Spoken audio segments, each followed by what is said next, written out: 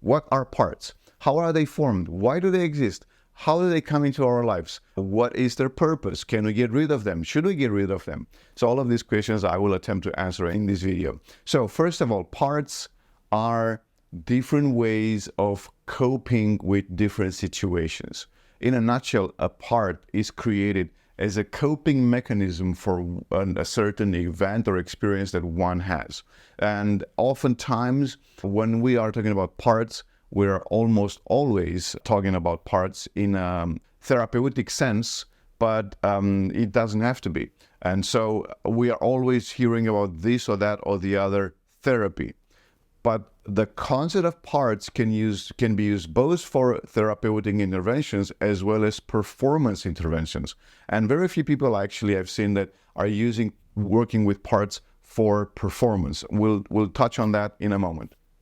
So a part is created as a response or as a reaction, rather, I would say, to a situation or event. And usually to a situation or event that either is too powerful for us to cope with our abilities in the moment when that situation takes place. So it's either too strong for us, too intense, if you will, or we have that experience enough time so that a part will be created, so to speak, to take on the job. So kind of like a habit, if you will.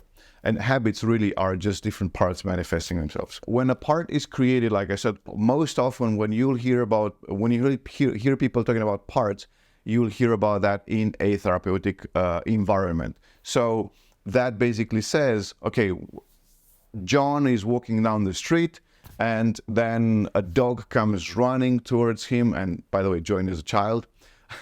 Little Johnny walks down the street. A dog comes running towards him and Johnny gets spooked and he now has a phobia of dogs. So from the perspective of parts, this phobia that Johnny has right now is actually a part that comes into action, comes into play to protect Johnny from the dog. And so how does this protection happen? By simply creating a very strong emotional reaction so that will put Johnny into action to move away, to run away from the dog. It's a coping mechanism. This takes us to the very first idea, very first principle when working with parts. And that is that parts always have a good intention, not always have a good behavior or manifestation or expression of that intention. But the intention is always positive. And I'm going to throw something in the mix here that might surprise some of you, and that is, it has a good intention for the client, for the whole, if you will, or for itself. All right? So, and this actually leads us to the next basic main principle when working with parts. When you are working with parts, my strongest suggestion to you is to work with a part just as if you would work with another person. So if the client comes in and says, I have a phobia of dogs, and then you identify the part that is causing this phobic reaction, now treat this part identical as you are treating your client, right? So this is Johnny and this is Johnny's part. Treat this part as if you were talking to Johnny or another real physical, anthropomorphized, let's say, presence, right? So treat it as such. This part has a positive intention, either for Johnny, right? For Johnny, or for itself. So this is a very, very important principle when working with parts. Another very important principle when working with parts is that we always have the best reactions in the very moment when we have that reaction. So basically, in other words, at any given moment in our lives, we are at the very best of our abilities and capabilities. So whenever something happens, this thing that happened generated a reaction or response in us. This reaction or response is either generated by a part which pre-existed, or this reaction or response that is manifested right now creates a part within us. Like I said, main purpose is to, one of the main purposes, not the main one, but most often than not, parts have a purpose of protecting. And this, of course, leads us to this next idea, next principle, that of protection. The main principle or the main idea of a part is to have good intentions, positive intentions for the client or for itself. And most often than not, this intention is manifested as a protective mechanism.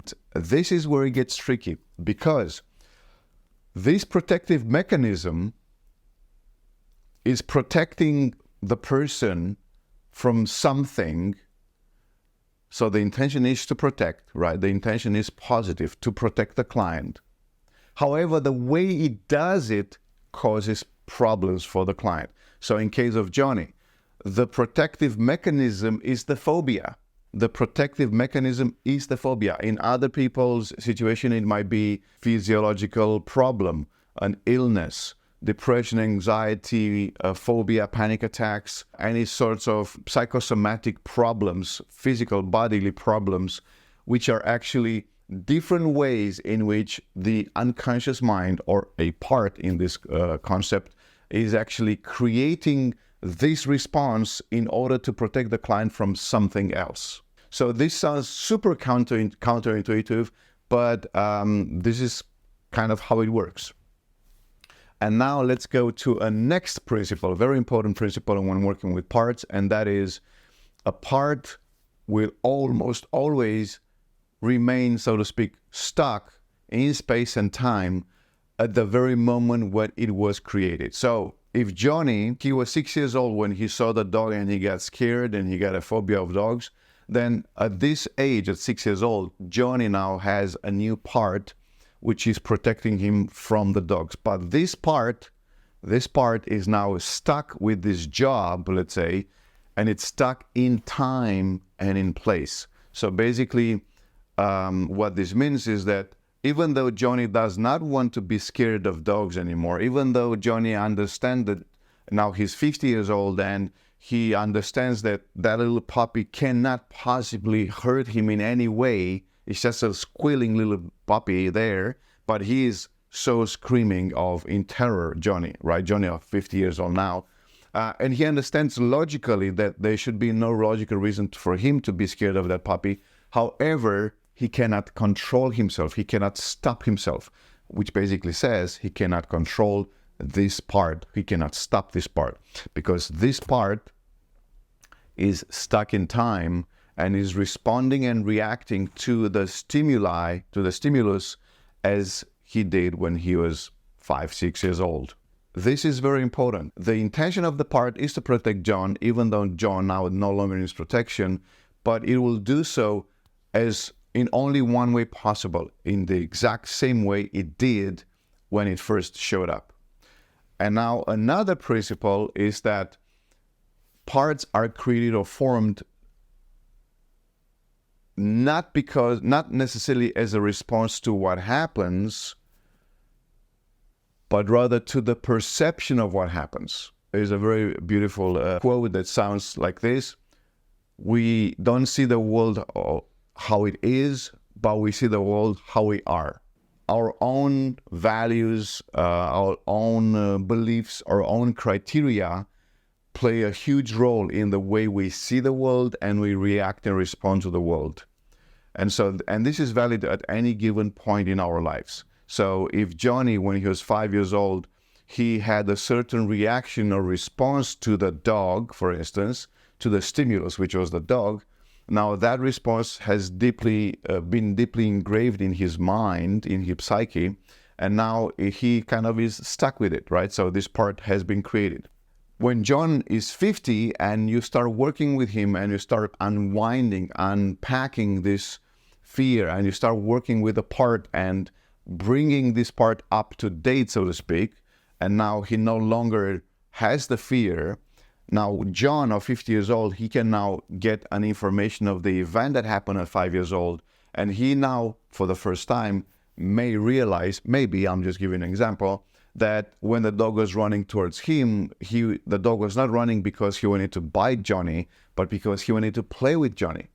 But Johnny's perception at 5 years old, at 6 years old, Johnny's perception generated the reaction. Johnny's perception made that part be creative, so to speak. Parts do not necessarily work with what is happening, but with the perception of what is happening. And this is actually a general rule of how the mind works. Like I said, the world is not what it is how we are. And so basically we don't see the world for what it is, we see the world for what we are, all right, through our own values, beliefs, and so on. This is a very important concept because when you're working with yourself or with clients and applying parts therapy, it's very important to keep this in mind. These are the main or the basic principles of working with parts. There are others, of course, but these are the main ones, and keep them in mind when you're dealing with parts, whether yourself or working with yourself or with other clients. And in the next session, I'm going to explain how you can use parts therapy for yourself and with your clients.